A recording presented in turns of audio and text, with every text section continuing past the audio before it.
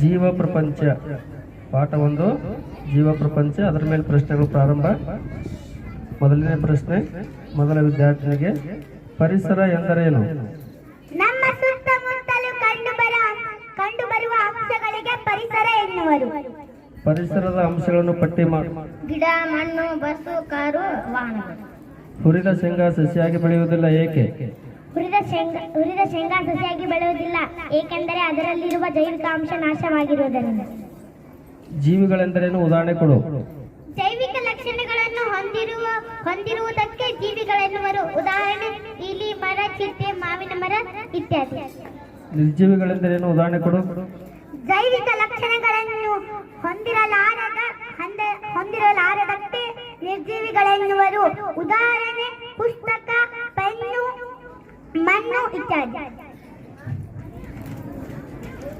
ಜೀವಿಗಳ ಪ್ರಮುಖ ಲಕ್ಷಣಗಳನ್ನು ತಿಳಿಸು. ಜೀವಿಗಳು ಜೀವಕೋಶಗಳಿಂದಾಗಿವೆ. ಜೀವಿಗಳು ಚಲಿಸುತ್ತವೆ.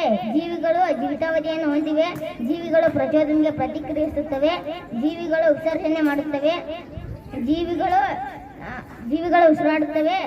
ಜೀವಿಗಳು ಆಹಾರ ಸೇವಿಸುತ್ತವೆ. ಜೀವಿಗಳು ಬೆಳೆಯುತ್ತವೆ. ಜೀವಕೋಶ ಎಂದರೇನು?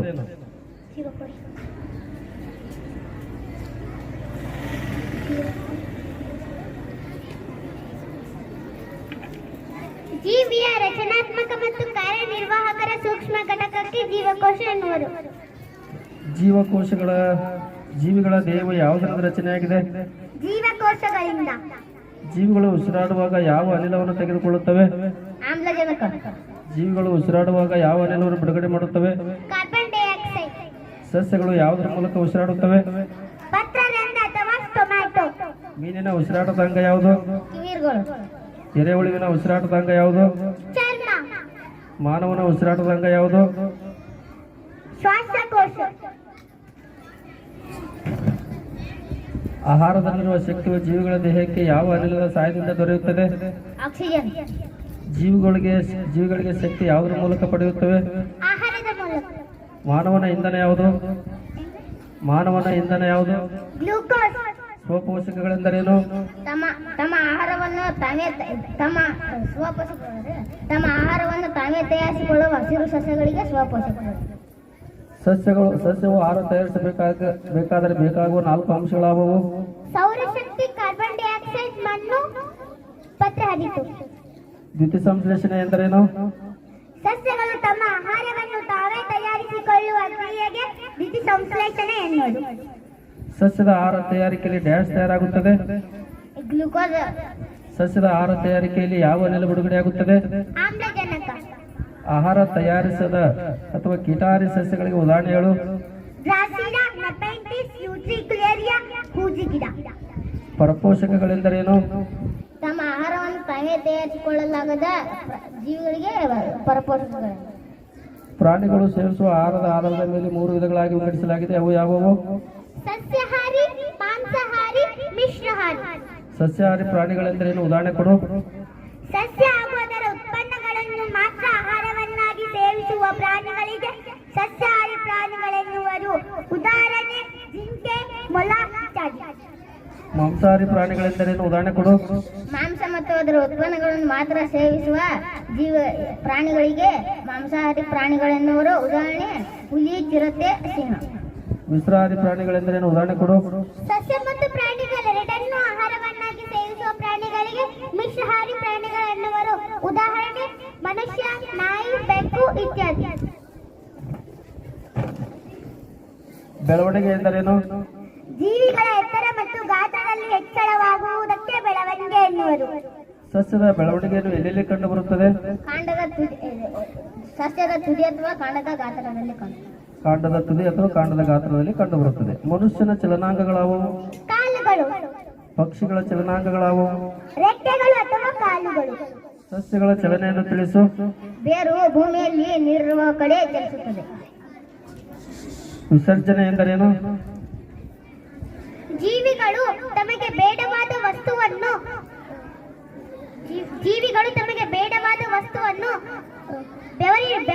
ಬೆವರಿನ ರೂಪದಲ್ಲಿ ಹೊರಹಾಕುವುದಕ್ಕೆ ವಿಸರ್ಜನೆ ಎನ್ನುವುದು. ಸಸ್ಯ ಅಥವಾ ಪ್ರಾಣಿಗಳು ಬೇಡವಾದ ವಸ್ತುಗಳನ್ನು ದೇಹದಿಂದ ಹೊರಹಾಕುವ ಕ್ರಿಯೆಗೆ ವಿಸರ್ಜನೆ ಎಂದು ಕರೆಯುತ್ತೇವೆ. ಪ್ರಾಣಿಗಳು ವಿಸರ್ಜಿಸಲ್ಪಡುವ ವಸ್ತುಗಳು ಯಾವುವು? ಬೆವರು ಮಲಮೂತ್ರ ಕಾರ್ಬನ್ ಡೈಆಕ್ಸೈಡ್ ಇತ್ಯಾದಿ. ಸಸ್ಯಗಳು ವಿಸರ್ಜಿಸಲ್ಪಡುವ ವಸ್ತುಗಳನ್ನು ಹೆಸರಿಸು. ಒಣಗಿದ ಎಲೆ, ಕಾಂಡ, ಕಾರ್ಬನ್ ಡೈಆಕ್ಸೈಡ್, ಒಣಗಿದ ಎಲೆ, ಕೊಳೆತ ಭಾಗಗಳು. ಬಾಷ್ಪ ವಿಸರ್ಜನೆ ಎಂದರೇನು? ಸಸ್ಯಗಳು ತಮಗೆ ಹೆಚ್ಚಾದ ನೀರನ್ನು ಎಲೆಗಳ ಮೂಲಕ ಹೊರಹಾಕುವುದಕ್ಕೆ ಬಾಷ್ಪ ವಿಸರ್ಜನೆ ಎನ್ನುವರು. ಸಂತಾನೋತ್ಪತ್ತಿ ಎಂದರೇನು? ಜೀವಿಗಳು ತಮ್ಮಂತೆ ಇರುವ ಮರಿಗಳಿಗೆ ಜನ್ಮ ನೀಡುವುದಕ್ಕೆ ಸಂತಾನೋತ್ಪತ್ತಿ ಎನ್ನುವರು. ಮೊಟ್ಟೆಯ ಮೂಲಕ ಸಂತಾನೋತ್ಪತ್ತಿ ಮಾಡುವ ಜೀವಿಗಳನ್ನು ಹೆಸರಿಸು. ಹಾವು, ಕೋಳಿ, ಬಾತು. ಕೋಳಿ, ಪಾರಿವಾಳ, ನವಿಲು, ಪಕ್ಷಿಗಳಿಂದ ಮರಿಗಳಿಗೆ ಜನ್ಮ ನೀಡುವ ಮೂಲಕವಾಗಿ ಸಂತಾನೋತ್ಪತ್ತಿ ಮಾಡುವ ಜೀವಿಗಳನ್ನು ಹೆಸರಿಸು. ಮನುಷ್ಯ, ನಾಯಿ, ಬೆಕ್ಕು, ಹುಲಿ, ಚಿರತೆ ಇತ್ಯಾದಿ. ಸಸ್ಯಗಳು ಹೇಗೆ ಸಂತಾನೋತ್ಪತ್ತಿ ಮಾಡುತ್ತವೆ? ಕಾಂಡ ಅಥವಾ ಕಾಂಡದ ಗಿಣ್ಣುಗಳ ಮೂಲಕ, ಬೀಜ ಅಥವಾ ಕಾಂಡದ ಗಿಣ್ಣುಗಳ ಮೂಲಕ. ಬೀಜ ಅಥವಾ ಕಾಂಡದ ಗಿಣ್ಣುಗಳ ಮೂಲಕ. ಬೀಜಗಳ ಮೂಲಕ ಸಂತಾನೋತ್ಪತ್ತಿ ಮಾಡುವ ಸಸ್ಯಗಳನ್ನು ಹೆಸರಿಸು. ಗೋಧಿ, ಜೋಳ, ಭತ್ತ. ಕಾಂಡದ ಗಿಣ್ಣುಗಳ ಮೂಲಕ ಸಂತಾನೋತ್ಪತ್ತಿ ಮಾಡುವ ಸಸ್ಯಗಳನ್ನು ಹೆಸರಿಸು. ಗಜ್ಜರಿ, ಬೀಟ್ರೂಟ್, ಶುಂಠಿ ಇತ್ಯಾದಿ. ಕಬ್ಬು, ಬಿದಿರು, ಬೀಟ್ರೂಟ್. ಬೀಜದಿಂದ ಬೀಜಗಳನ್ನು ತಯಾರಿಸುವ ಸಸ್ಯದ ಜೀವನ ಚಕ್ರವನ್ನು ತಿಳಿಸು. ಬೀಜ ಅಥವಾ ಕಾಂಡದ ಗಿಣ್ಣು, ಸಸ್ಯ, ಹೂವು, ಹಣ್ಣು, ಕಾಯಿ. ಹಣ್ಣು. ಕಾಂಡದ ಗಿಣ್ಣು ಅಥವಾ ಬೀಜ, ಸಸ್ಯ, ಹೂವು, ಕಾಯಿ, ಹಣ್ಣು ಮತ್ತು ಬೀಜ ಆಗ್ತದೆ. ಸಸ್ಯಗಳ ಸಂತಾನೋತ್ಪತ್ತಿಯಿಂದ ಆಗುವ ಅನುಕೂಲಗಳೇನು? ಪ್ರಾಣಿಗಳಿಗೆ ಆಹಾರ ದೊರಕುತ್ತದೆ. ಪ್ರಚೋದನೆಗೆ ಪ್ರತಿಕ್ರಿಯೆ ಎಂದರೇನು? ಉದಾಹರಣೆ ಕೊಡು. ಜೀವಿಗಳು ತಮ್ಮ ಪರಿಸರದಲ್ಲಿ ಆಗುವ ಬದಲಾವಣೆಗಳಿಗೆ ಸ್ಪಂದಿಸುವುದನ್ನು ಪ್ರಚೋದನೆಗೆ ಪ್ರತಿಕ್ರಿಯೆ ಎನ್ನುವರು. ಉದಾಹರಣೆ, ಮುಟ್ಟಿದರೆ ಮುನಿ ಸಸ್ಯ. ಸಾಮಾನ್ಯವಾಗಿ ಯಾವ ಯಾವ ಅಂಶಗಳಿಗೆ ಜೀವಿಗಳು ಪ್ರತಿಕ್ರಿಯಿಸುತ್ತವೆ? ಬಿಸಿ, ತಂಪು, ವಾಸನೆ. ಜೀವಿತಾವಧಿ ಎಂದರೇನು? ಜೀವಿಗಳ ಜನನ ಮತ್ತು ಮರಣಗಳ ನಡುವಿನ ಅವಧಿಗೆ ಜೀವಿತಾವಧಿ ಎನ್ನುವರು. ಆಮೆಯ ಜೀವಿತಾವಧಿ ಎಷ್ಟು ವರ್ಷಗಳು? 150 ವರ್ಷ. ಆನೆಯ ಜೀವಿತಾವಧಿ 70 ವರ್ಷ. ಆಕಳಿನ ಜೀವಿತಾವಧಿ 20 ವರ್ಷ. ಹದ್ದಿನ ಜೀವಿತಾವಧಿ 20 ವರ್ಷ. ಮಾನವನ ಜೀವಿತಾವಧಿ 70 ರಿಂದ 80 ವರ್ಷ. ಸಸ್ಯಗಳನ್ನು ಜೀವಿತಾವಧಿ ಆಧಾರದ ಮೇಲೆ 3 ವಿಧಗಳಾಗಿ ವಿಂಗಡಿಸಲಾಗಿದೆ. ಅವು ಯಾವುವು? ಏಕವಾರ್ಷಿಕ ಸಸ್ಯ, ದ್ವೈವಾರ್ಷಿಕ ಸಸ್ಯ, ಬಹುವಾರ್ಷಿಕ ಸಸ್ಯ. ಏಕವಾರ್ಷಿಕ ಸಸ್ಯಗಳೆಂದರೇನು? ಉದಾಹರಣೆ ಕೊಡು. ಒಂದು ಋತು ಅಥವಾ ಒಂದು ವರ್ಷದವರೆಗೆ ಬದುಕಿ ಹೂ, ಹಣ್ಣು, ಕಾಯಿ ಬಿಟ್ಟು ನಾಶವಾಗುವ ಉತ್ಪನ್ನಗಳನ್ನು ಬಿಟ್ಟು ನಾಶವಾಗುವ ಸಸ್ಯಗಳಿಗೆ ಏಕವಾರ್ಷಿಕ ಸಸ್ಯಗಳನ್ನು. ಉದಾಹರಣೆ, ಜೋಳ, ಗೋಧಿ, ರಾಗಿ. ದ್ವೈವಾರ್ಷಿಕ ಸಸ್ಯಗಳೆಂದರೇನು? ಉದಾಹರಣೆ ಕೊಡು. 2 ವರ್ಷ ಅಥವಾ ಎರಡು ಋತುವಿನ ಅವಧಿಯಲ್ಲಿ ಹೂ ಬಿಟ್ಟು ಕಾಯಿಯಾಗಿ ಹಣ್ಣಾದ ಮೇಲೆ ನಾಶವಾಗುವ ಸಸ್ಯಗಳಿಗೆ ದ್ವೈವಾರ್ಷಿಕ ಸಸ್ಯ ಎನ್ನುವರು. ಉದಾಹರಣೆ, ಎಲೆಕೋಸು, ಕಬ್ಬು, ಬಿದಿರು, ಶುಂಠಿ ಇತ್ಯಾದಿ. ಗಜ್ಜರಿ, ಶುಂಠಿ, ಎಲೆಕೋಸು, ಕಬ್ಬು, ಬೀಟ್ರೂಟ್ ಅಂತಕ್ಕಂಥ ಇವು ದ್ವೈವಾರ್ಷಿಕ ಸಸ್ಯಗಳಿಗೆ ಉದಾಹರಣೆ. ಬಹುವಾರ್ಷಿಕ ಸಸ್ಯಗಳೆಂದರೆ ಉದಾಹರಣೆ ಕೊಡು. ಹಲವು ಋತು ಅಥವಾ ಹಲವು ವರ್ಷಗಳವರೆಗೆ ಹೂ, ಹಣ್ಣು, ಕಾಯಿಗಳನ್ನು ಉತ್ಪತ್ತಿ ಮಾಡಿ ನಂತರ ನಾಶವಾಗುವ ಸಸ್ಯಗಳಿಗೆ ಬಹುವಾರ್ಷಿಕ ಸಸ್ಯಗಳೆನ್ನುವರು. ಉದಾಹರಣೆ, ಮಾವು, ಬೇವು, ಅಡಿಕೆ, ಹಲಸು. ಸಸ್ಯಗಳನ್ನು ಬೀಜದಳಗಳ ಆಧಾರದ ಮೇಲೆ 2 ವಿಧಗಳಾಗಿ ವಿಂಗಡಿಸಲಾಗಿದೆ. ಅವು ಯಾವುವು? ಏಕದಳ ಧಾನ್ಯಗಳು, ದ್ವಿದಳ ಧಾನ್ಯಗಳು. ಏಕದಳ ಧಾನ್ಯ ಸಸ್ಯಗಳಿಗೆ ಉದಾಹರಣೆ ಕೊಡು. ಜೋಳ, ಗೋಧಿ, ರಾಗಿ, ಭತ್ತ, ನವಣೆ. ದ್ವಿದಳ ಧಾನ್ಯ ಸಸ್ಯಗಳಿಗೆ ಉದಾಹರಣೆ ಕೊಡು. ಶೇಂಗಾ, ತೊಗರೆ, ಕಡಲೆ, ಉದ್ದು ಇತ್ಯಾದಿ. ಸಸ್ಯಗಳನ್ನು ನಾವೇಕೆ ಸಂರಕ್ಷಿಸಬೇಕು? ಆಹಾರಕ್ಕಾಗಿ, ಮಳೆಗಾಗಿ, ಮುಂದಿನ ಪೀಳಿಗೆಗಾಗಿ. ಪಾಠ 2, ಕುಟುಂಬ. ಯಾವ ಯಾವ ಕಾರಣಗಳಿಂದಾಗಿ ಮೂಲ ಕುಟುಂಬವನ್ನು ಬಿಟ್ಟು ತಮ್ಮದೇ ಆದ ಪ್ರತ್ಯೇಕ ಕುಟುಂಬವನ್ನು ರಚಿಸಿಕೊಳ್ಳುತ್ತಿದ್ದಾರೆ? ವಿವಾಹ, ಉದ್ಯೋಗ. ವಂಶವೃಕ್ಷದಲ್ಲಿ ಚೌಕ ಇದು ಏನನ್ನು ಸೂಚಿಸುತ್ತದೆ? ಗಂಡು. ವಂಶವೃಕ್ಷದಲ್ಲಿ ವೃತ್ತ ಇದು ಏನನ್ನು ಸೂಚಿಸುತ್ತದೆ? ಹೆಣ್ಣು. ಕುಟುಂಬ ಎಂದರೇನು? ರಕ್ತ ಸಂಬಂಧಿಗಳು ಒಟ್ಟಾಗಿ ಒಂದೇ ಮನೆಯಲ್ಲಿ ವಾಸಿಸುವುದಕ್ಕೆ ಕುಟುಂಬ ಎನ್ನುವರು. ಕುಟುಂಬದಲ್ಲಿರುವ 2 ವಿಧಗಳನ್ನು ಹೆಸರಿಸು. ಅವಿಭಕ್ತ ಕುಟುಂಬ, ವಿಭಕ್ತ ಕುಟುಂಬ. ಅವಿಭಕ್ತ ಕುಟುಂಬ ಎಂದರೇನು? 2ಕ್ಕಿಂತ ಹೆಚ್ಚು ತಲೆಮಾರಿನವರು ಕೂಡಿ ಒಟ್ಟಾಗಿ ವಾಸಿಸುವುದಕ್ಕೆ ಅವಿಭಕ್ತ ಕುಟುಂಬ ಎನ್ನುವರು. ವಿಭಕ್ತ ಕುಟುಂಬ ಎಂದರೇನು? 2 ತಲೆಮಾರಿನವರು ಕೂಡಿ ಒಟ್ಟಾಗಿ ಒಂದೇ ಮನೆಯಲ್ಲಿ ವಾಸಿಸುವುದಕ್ಕೆ ವಿಭಕ್ತ ಕುಟುಂಬ ಎನ್ನುವರು. ವಂಶವೃಕ್ಷವನ್ನು ರಚಿಸುವಾಗ ಮಕ್ಕಳ ಹೆಸರನ್ನು ಹೇಗೆ ಬರೆಯಬೇಕು? ಹಿರಿತನಕ್ಕೆ ಅನುಗುಣವಾಗಿ ಅನುಕ್ರಮವಾಗಿ ಬರೆಯಬೇಕು. ಕುಟುಂಬದ ಕಾರ್ಯಗಳನ್ನು ತಿಳಿಸು. ಕುಟುಂಬದ ಕಾರ್ಯಗಳು ಮಕ್ಕಳ ಪಾಲನೆ, ಪೋಷಣೆ, ರಕ್ಷಣೆ, ಶಿಕ್ಷಣ ಕೊಡಿಸುವುದು. ಇತ್ತೀಚೆಗೆ ವಿಭಕ್ತ ಕುಟುಂಬಗಳ ಸಂಖ್ಯೆ ಹೆಚ್ಚಾಗುತ್ತಿರಲು ಕಾರಣವೇನು? ಪ್ರೀತಿ, ವಾತ್ಸಲ್ಯ. ಇತ್ತೀಚೆಗೆ ವಿಭಕ್ತ ಕುಟುಂಬಗಳ ಸಂಖ್ಯೆ ಹೆಚ್ಚಾಗುತ್ತಿರಲು ಕಾರಣಗಳೇನು? ಒಬ್ಬರು ಉದ್ಯೋಗಕ್ಕಾಗಿ ಒಂದು ಊರಿನಿಂದ ಮತ್ತೊಂದು ಉದ್ಯೋಗ, ಆದಾಯ, ವಿದ್ಯಾಭ್ಯಾಸ, ಜೀವನ ನಿರ್ವಹಣೆಗಾಗಿ ಇತ್ತೀಚೆಗೆ ವಿಭಕ್ತ ಕುಟುಂಬಗಳ ಸಂಖ್ಯೆ ಹೆಚ್ಚಾಗುತ್ತಿವೆ. ಕುಟುಂಬದಿಂದ ನೀನು ಕಲಿಯಬಹುದಾಗಿರ್ತಕ್ಕಂಥ ಗುಣಗಳನ್ನು ತಿಳಿಸು. ಪ್ರೀತಿ, ವಾತ್ಸಲ್ಯ, ಸಹಬಾಳ್ವೆ ಮುಂತಾದ ಗುಣಗಳನ್ನು ನಾವು ಕುಟುಂಬದಿಂದ ಕಲಿಯಬಹುದು. ಪಾಠ 3 ಸಮುದಾಯ. ಸಮುದಾಯ ಎಂದರೇನು? ಸಮುದಾಯ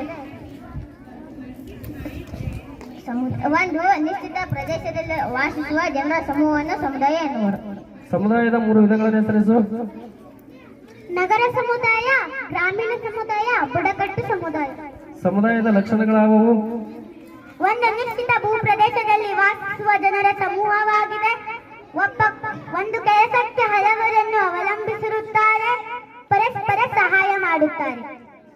ನಿನ್ನ ಸುತ್ತಮುತ್ತಲಿನ ಪರಿಸರದಲ್ಲಿ ಕಂಡುಬರುವ ಇತರೆ ಜೀವಿಗಳ ಸಮುದಾಯಗಳನ್ನು ಹೆಸರಿಸು. ಪಾರಿವಾಳಗಳ ಸಮುದಾಯ, ಇರುವೆಗಳ ಸಮುದಾಯ, ಜೇನುನೊಣಗಳ. ಭಾರತದಲ್ಲಿ ಶೇಕಡಾ ಎಷ್ಟರಷ್ಟು ಜನರು ಗ್ರಾಮಗಳಲ್ಲಿ ವಾಸಿಸುತ್ತಿದ್ದಾರೆ? ಶೇಕಡಾ 72%. ಭಾರತದಲ್ಲಿ ಶೇಕಡಾ ಎಷ್ಟು ಜನರು ಕೃಷಿ ಉದ್ಯೋಗವನ್ನು ಅವಲಂಬಿಸಿದ್ದಾರೆ? ಶೇಕಡಾ 70%. ಭಾರತದ ಪ್ರಧಾನ ಉದ್ಯೋಗ ಯಾವುದು? ಕೃಷಿ. ಗ್ರಾಮಗಳಲ್ಲಿ ಕಂಡುಬರುವ ಕಸುಬುಗಳನ್ನು ಹೆಸರಿಸು. ನೇಕಾರ, ಕಮ್ಮಾರ, ಪತ್ತಾರ, ಬಡಿಗ. ಕೃಷಿ ಹೊತ್ತಿಗೆ ಮಾಡುವ ಇತರ ಉಪಕಸುಬುಗಳನ್ನು ಹೆಸರಿಸು. ಮೀನುಗಾರಿಕೆ, ಹೈನುಗಾರಿಕೆ, ಕೋಳಿ ಸಾಕಣೆ, ರೇಷ್ಮೆ ಹುಳು ಸಾಕಣೆ. ಹೈನುಗಾರಿಕೆ ಎಂದರೇನು? ಹೊಲದಲ್ಲಿ ವ್ಯವಸಾಯದ ಜೊತೆಗೆ ಹೈನುಗಾರಿಕೆ ಎಂದರೇನು? ಹೊಲದಲ್ಲಿ ವ್ಯವಸಾಯ ಮಾಡುವುದರ ಜೊತೆಗೆ ಕೋಳಿ ಸಾಕಣೆ, ಜೇನುನೊಣ ಸಾಕಣೆ, ವ್ಯವಸಾಯ. ಹೈನುಗಾರಿಕೆ, ಕೋಳಿ ಸಾಕಣೆ, ಹಸು ಎಮ್ಮೆಗಳ ಸಾಕಾಣಿಕೆಗೆ ಹೈನುಗಾರಿಕೆ ಎನ್ನುವರು. ಸರಿಯಾದ ಉತ್ತರ. ಹಸು ಎಮ್ಮೆಗಳನ್ನು ಸಾಕಣೆ ಮಾಡುವುದಕ್ಕೆ ಹೈನುಗಾರಿಕೆ ಎಂದು ಕರೆಯುತ್ತೇವೆ. ಗ್ರಾಮೀಣ ಸಮುದಾಯದ ಸಮಸ್ಯೆಗಳಾವುವು? ಆರೋಗ್ಯ, ಉದ್ಯೋಗ, ಶಿಕ್ಷಣ, ಇತರ ಸಂಬಂಧಿತ ಸಮಸ್ಯೆ. ನೈರ್ಮಲ್ಯ, ಆರೋಗ್ಯ, ಶಿಕ್ಷಣ, ಉದ್ಯೋಗಕ್ಕೆ ಸಂಬಂಧಪಟ್ಟ ಸಮಸ್ಯೆಗಳು. ಗ್ರಾಮೀಣ ವಿದ್ಯಾವಂತ ಜನರಿಗೆ ಸ್ವಂತ ಉದ್ಯೋಗ ಮಾಡಲು ಸಹಾಯ ಮಾಡುವ ಯೋಜನೆ ಯಾವುವು? ರೋಜಗಾರ್ ಅಭಿವೃದ್ಧಿ ಯೋಜನೆ ಅಥವಾ ಜವಾಹರ್ ಗ್ರಾಮಾಭಿವೃದ್ಧಿ ಯೋಜನೆ. ರೋಜ್ಗಾರ್ ಯೋಜನೆ ಅಥವಾ ಮತ್ತು ಜವಾಹರ್ ಗ್ರಾಮ ಸಮೃದ್ಧಿ ಯೋಜನೆ. ಸರ್ವ ಶಿಕ್ಷಣ ಅಭಿಯಾನ ಯೋಜನೆ ಮುಖ್ಯ ಉದ್ದೇಶ ಗುಣಾತ್ಮಕ ಶಿಕ್ಷಣ ನೀಡುವುದು. ಗ್ರಾಮ ನೈರ್ಮಲ್ಯದ ಗುರಿಯನ್ನು ಹೊಂದಿರುವ ಯೋಜನೆ ಆಶ್ರಯ ಯೋಜನೆ. ಹೆಣ್ಣು ಮಕ್ಕಳ ಭವಿಷ್ಯಕ್ಕಾಗಿರುವ ಯೋಜನೆ ಭಾಗ್ಯಲಕ್ಷ್ಮಿ ಯೋಜನೆ. ಬಡವರಿಗೆ ಉಚಿತ ನಿವೇಶನ ಮನೆಗಳನ್ನು ಕಟ್ಟಲು ಸಾಲ ನೀಡುವ ಯೋಜನೆ. ಬಡವರಿಗೆ ಉಚಿತ ನಿವೇಶನ ಮತ್ತು ಮನೆಗಳನ್ನು ಕಟ್ಟಲು ಆಶ್ರಯ ಯೋಜನೆ. ಜನರು ಗ್ರಾಮೀಣ ಪ್ರದೇಶಗಳಿಂದ ನಗರಗಳಿಗೆ ಬರಲು ಕಾರಣವೇನು? ಜನರು ಉದ್ಯೋಗ, ಶಿಕ್ಷಣ ಮತ್ತು ಆದಾಯಕ್ಕಾಗಿ. ಶಿಕ್ಷಣಕ್ಕಾಗಿ, ಉದ್ಯೋಗಕ್ಕಾಗಿ. ಭಾರತದಲ್ಲಿ ಸುಮಾರು ಎಷ್ಟು ನಗರ ಅಥವಾ ಪಟ್ಟಣಗಳಿವೆ? 25,000. ನಗರ ಸಮುದಾಯದ ಸಮಸ್ಯೆಗಳಾವುವು? ಒಳಚರಂಡಿ ಸಮಸ್ಯೆ, ಶುದ್ಧ ಕುಡಿಯುವ ನೀರಿನ ಸಮಸ್ಯೆ, ಕಸದ ವಿಲೇವಾರಿ ಸಮಸ್ಯೆ. ಓಕೆ. ವಸತಿ ಸಮಸ್ಯೆ, ವಿದ್ಯುತ್ ಸಮಸ್ಯೆ, ನೀರಿನ ಸಮಸ್ಯೆ, ಕಸದ ವಿಲೇವಾರಿ ಸಮಸ್ಯೆ. ನಗರದ ಸಮಸ್ಯೆಗಳನ್ನು ಹೋಗಲಾಡಿಸಲು ಸರ್ಕಾರ ಕೈಗೊಂಡ ಕ್ರಮಗಳಾವುವು? ಸುಸಜ್ಜಿತ ಬಸ್ಸು ಹಾಗೂ ರೈಲುಗಳ ನಿಲ್ದಾಣದ ವ್ಯವಸ್ಥೆ, ಶುದ್ಧ ಕುಡಿಯುವ ನೀರಿನ ವ್ಯವಸ್ಥೆ,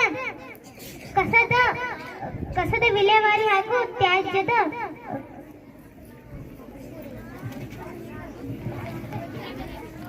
ಬುಡಕಟ್ಟು ಸಮುದಾಯ ಎಂದರೇನು?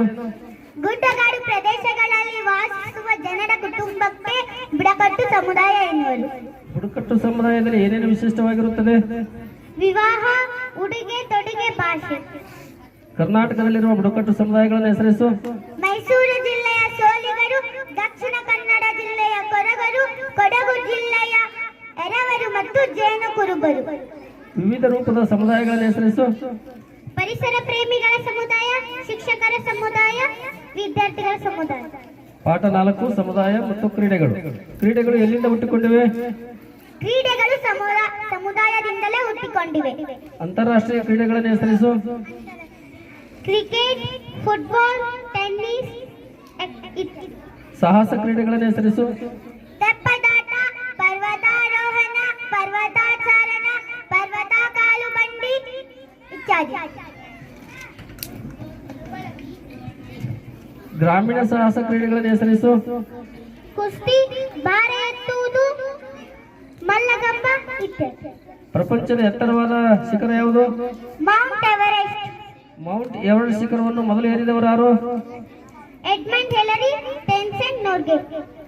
ಮೌಂಟ್ ಎವರೆಸ್ಟ್ ಶಿಖರವನ್ನು ಮೊದಲು ಏರಿದ ಭಾರತೀಯ ಮಹಿಳೆ ಯಾರು? ಬಚೇಂದ್ರಿ ಪಾಲ್. ಕ್ರೀಡೆ ಎಂದರೇನು?